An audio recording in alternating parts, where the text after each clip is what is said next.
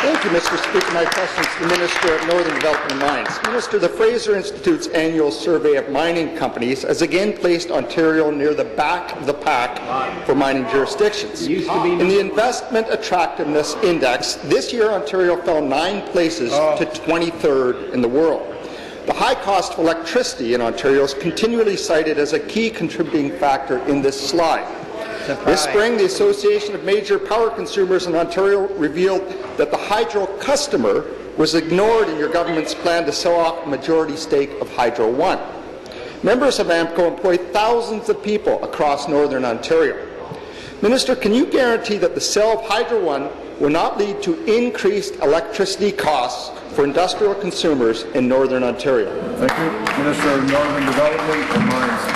Thanks very much, Mr. Speaker. Well, as the member knows well, Mr. Speaker, Ontario remains the top jurisdiction for mineral exploration in the country, if not across the continent, and we're very, very proud of that, despite the challenges that we do see related to commodity pricing. The fact is that indeed we are also very proud of the fact that although we recognize the challenge of energy pricing, earlier this year we made the Northern Industrial Electricity Rate Program a permanent program, which has been tremendous help to the resource-based sector in terms of reducing those energy costs. And may I say, with the time I have left, we also are still seeing, despite the challenges that are there, the number of mines in the province of Ontario that are continuing opening up being a very, very real positive. We're seeing operations certainly in Red Lake in terms of the work on minerals, in terms of the culture expansion, the New Gold expansion, which I know the member knows well about. We are very, very proud of that and looking forward to a supplementary.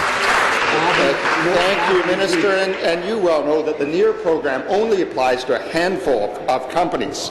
So again to the Minister, we've seen this story before. When jurisdictions become uncompetitive, companies pull out and take local jobs with them.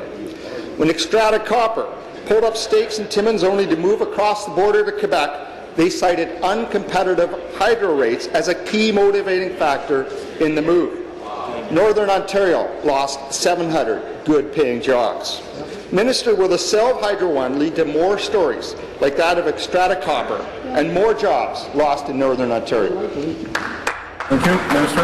Mr. Speaker, it's actually rather unfortunate to hear the member sort of talking down what is really obviously a very positive industry in terms of the economy in Northern Ontario. When we see the fact that the mineral production in the province reached over $11 billion Chair, please. in 2014, up from $5.3 billion about 10 years previously, that's obviously a very positive sign. We don't deny that there are challenges, though. Certainly we all know about the challenge related. I asked the member, as I have asked others, who are addressing the chair. Excuse me, Your Speaker. I thought I was looking at you, but I now will indeed look at you and point out the fact that we are very, very continue very, very enthused about the positive opportunities in the mining sector. Certainly, the Northern Industrial Electricity Rate Program is helping major resource sector producers in both the mining and the forestry side reduce their energy costs, which is allowing them to continue to make mines open up in the province of Ontario, which we are going to continue to see. We're very excited about the opportunities of the mining sector. Keep working. Thank you. New question, the member from